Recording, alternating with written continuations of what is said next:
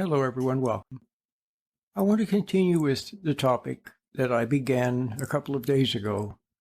And the topic is that when you are able to stand back from thought, for example, when you practice the meditation, you look at the little glow of light on the inside of your eyelids, as if you were looking out into space through your forehead. You see a glow of light on the inside of your eyelids, that spiritual light.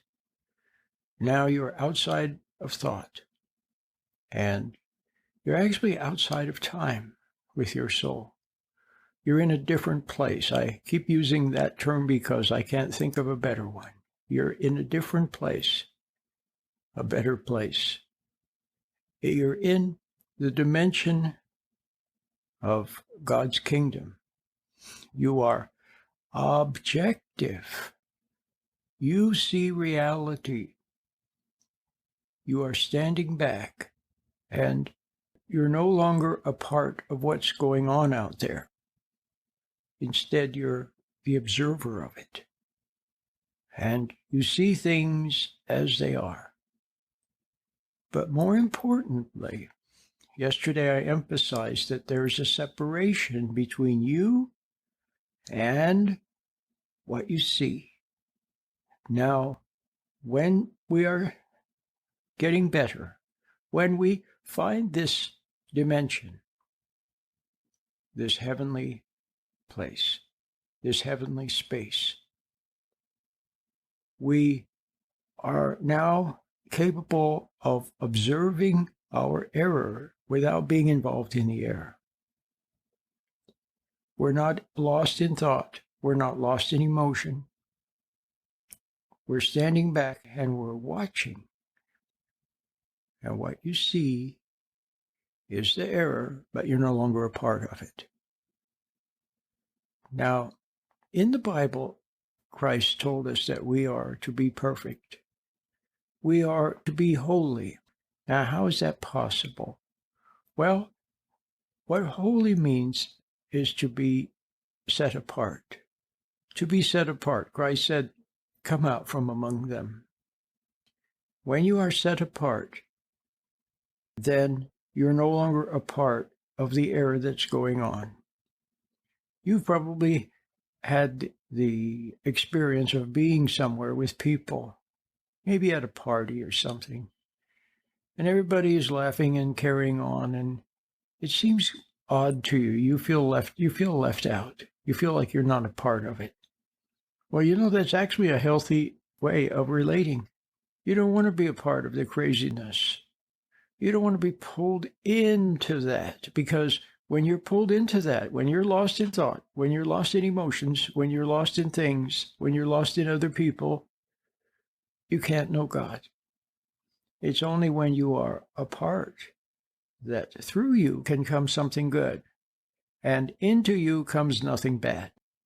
But when you fall away from the objective stance, you fall into it, and then you're contaminated by it and tainted by it, and you identify with it, and it makes you feel guilty, but you have lost the other, and so you have nothing to cling to but what you have fallen into. So the point I was trying to make, and I lost the point, and that is that when you're among other people and you feel left out, the problem is that you resented it. Maybe someone was cruel, or they were deliberately rejecting you, or you still identified, so you already identified with the world. See, it already had gotten to you. It already had compromised you. It already had contaminated you. And already you pined for it. See, you lost what you had when you were a little child. You were very close to the light. But the world teased you, and it was enticing, and it tempted you, and it goaded you, and it teased you to go along with it and to get involved with it, because they didn't want somebody who wasn't involved, because then it would shame them. It would show them a different way of being. They wanted you to be involved with them, so they wouldn't have to feel guilty or ashamed or embarrassed for the rotten things they were doing. They felt more comfortable when everybody else was involved in what they were doing. So children and kids tend to have friendship as an important thing to them. So they tend to go along with the group, go along with the gang, go along with the peer group in order to be accepted. And when you start doing that, then you find that you then need them, see, because you no longer have the other. So now needing them, when you're in a group and you feel left out, then you tend to resent it. But if you were in a group and the whole thing just seemed odd and kind of weird and you weren't a part of it, it was like everybody was talking and you couldn't really hear what it went in one ear and out the other. That would actually be a proper way to be. You see, in the Bible, you hear about Christ being with a crowd, and then suddenly one of the Pharisees or one of the bad people were offended by what he said, and then they wanted to kill him, for example, or grab him and haul him off to court or something, and he disappeared. He suddenly was gone. And you also remember that when he came back from the dead, he appeared to the apostles. He was able to suddenly appear, and he was able to walk through the wall. So when you stand back, when you are objective and stand back, you're actually very close to that sort of thing. If you continued all the way, then it might be one day that you're among some people that are not good. And you say something and they don't even know that you're there. You're in a different dimension. And they can't touch you. But I want you to see the importance of standing back. Now, here's a simple example of it. You're in an argument with a friend. You're getting pulled into an argument with somebody. And all of a sudden, you take a mental step back and you get the big picture, and suddenly you see it's not that important. And then you say, hey, it's no big deal, forget it. And you both have a good laugh and you go off as friends. You see what I mean? You become objective. You're no longer pulled into the argument. So now you have to begin to learn to not get pulled into things. When you find yourself drifting away with music, take a mental step back. Snap out of it.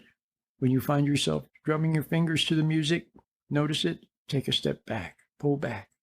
You find yourself getting involved in somebody is creating some kind of an issue and they're trying to pull you into it, step back.